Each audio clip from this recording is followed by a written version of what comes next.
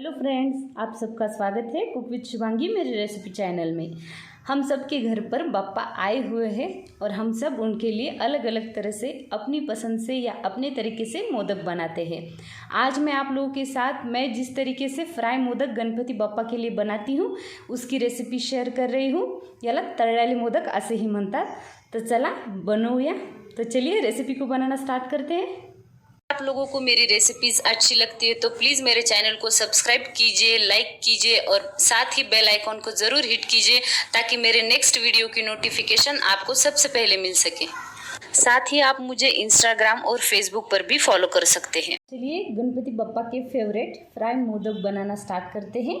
इसके लिए हमें किन चीज़ों की ज़रूरत होगी ये देख लेते हैं। ये 1 कप सूखा नारियल है। हमारे घर में जो सूखा नारियल होता है मैंने उसे कद्दूकस कर लिया है। ये 4 बड़े चम्मच चीनी है। ये घर के दूध के ऊपर जो मलाई आती है ये 3 बड़े चम्मच मलाई है। ये मैंने कुछ ड्राई फ्रूट्स बादाम और काजू को इस तरीके से चॉप कर लिया है। ये इलायची को मैंने दरदरा पीसा है क्योंकि मैं इसका पाउडर नहीं डालना चाहती, उसे ऐसे ही डालूंगी। और मैं आटा मैदे से लगा रही हूँ। आप इसकी जगह चाहे तो गेहूं का आटा भी इस्तेमाल कर सकते हैं या फिर आधा गेहूं और आधा मैदा इस तरीके से। और आटे को गूंदने के लिए मैंने दूध लिया है, आप चाहे तो इसे पानी से भी गूंद सकते हैं। और 1 पिंच नमक। और फ्राई करने के लिए आप घी या फिर ऑयल किसी का भी इस्तेमाल कर सकते हैं। तो अब बना लेते हैं इसका आटा। मोदक बनाने के लिए आटा रेडी कर लेते हैं। मैंने एक बाउल लिया है, इसमें मैं 1 कप मैदा डाल दूंगी, 1 पिंच नमक। जैसा मैंने कहा आप आधा मैदा और आधा गेहूं का आटा भी इस्तेमाल कर सकते हैं। इसे मिक्स कर लेंगे और फिर इसमें डाल देना है हमें, ये मैंने अच्छी तरीके से गर्म किया हुआ ऑयल है, ये इसके अंदर डाल देंगे। आप घी भी डाल सकते हैं इसकी जगह। और इसे चम्मच से मिक्स कर लेंगे। गरम है इसलिए चम्मच से, और हल्का ठंडा होने के बाद हाथों से इसे मिक्स कर लेंगे। इससे हमारी जो बाहर की लेयर है वो क्रिस्पी आएगी।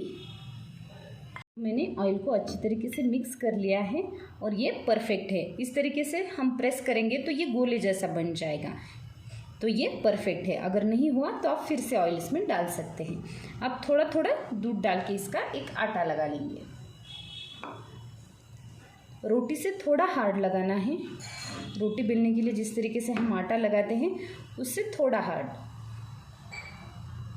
बहुत से लोग जो हैं वो बाप्पा के लिए मोदक दूध में ही बनाते हैं, इसलिए मैं दूध का इस्तेमाल कर रही हूँ।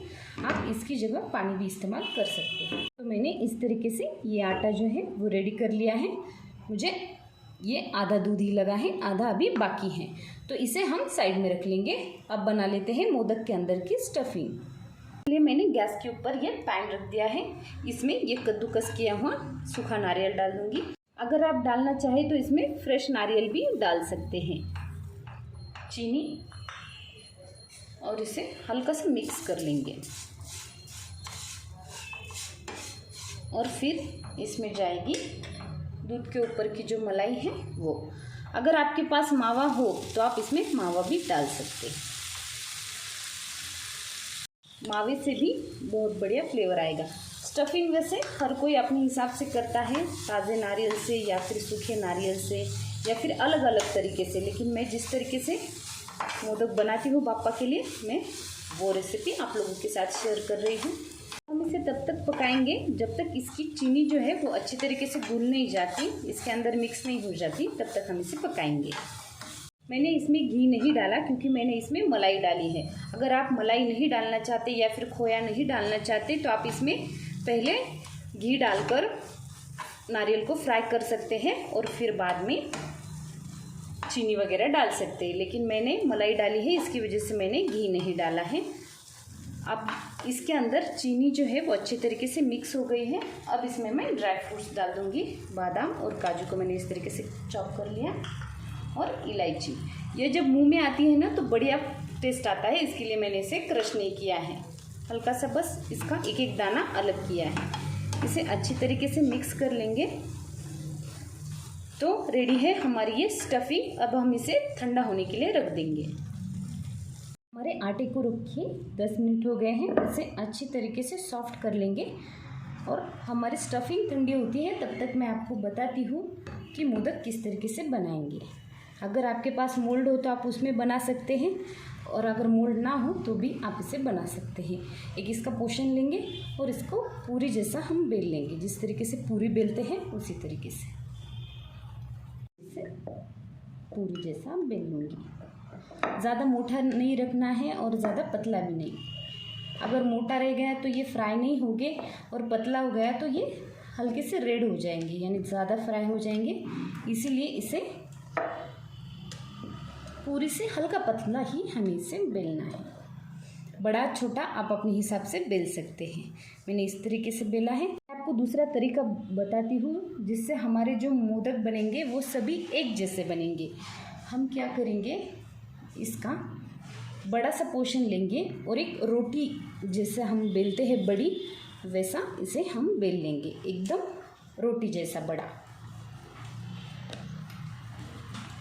तो मैंने इस तरीके से रोटी जैसे बेलते हैं इसे बेल लिया है।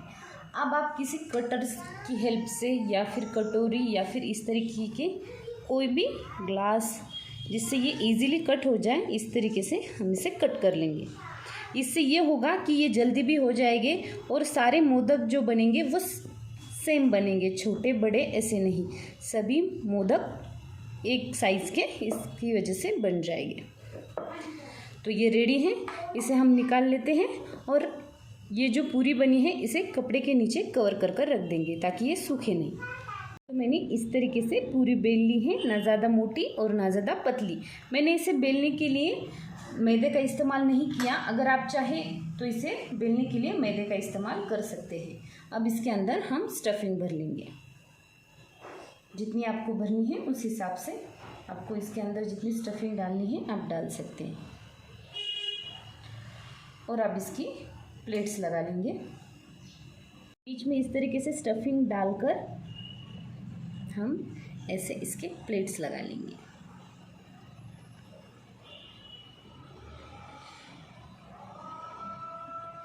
एक के ऊपर ये सारे प्लेट्स हम ऐसे लगा लेंगे ताकि जब ये मोदक बने तब बहुत बढ़िया। और फिर इसे इस तरीके से ऊपर की तरफ प्रेस कर लेंगे। तो ये देखिए हमारा मोदक बनकर रेडी है। आप देख सकते हैं कितना बढ़िया दिख रहा है। मैं सिर्फ इसी तरीके से सारे मोदक बना लूँगी।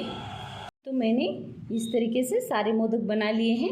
मैंने जो मेजरमेंट बताया था उसके हिसाब से 21 मोदक हो जाते हैं, यानी 21 मोदक बराबर इससे बन जाते हैं। अब इसे फ्राई कर लेते हैं। मैंने गैस के ऊपर ऑयल पहले से गर्म करने के लिए रखा था। मैंने लो फ्लेम पर ही इसे गर्म कर लिया है और अब गैस की फ्लेम को लो ही रखेंगे और हमारे मोदक इसके अंदर हम डाल देंगे। एक बैच में आपकी कढ़ाई में जितने मोदक आए आप एक बार में उसमें डाल सकते हैं।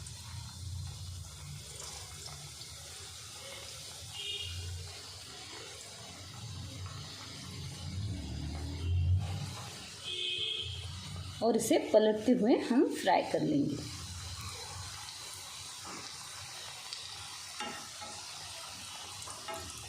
अच्छी तरीके से गोल्डन ब्राउन कलर होने देंगे हम इसका।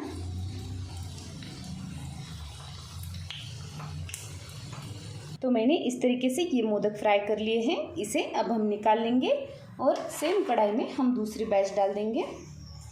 गैस की फ्लेम को लो ही रखना है, हाई फ्लेम पर हम इसे बिल्कुल भी फ्राई नहीं करेंगे। तो ये हमारे सारे मोदक फ्राई हो गए हैं। मैं इसे निकाल लेती हूँ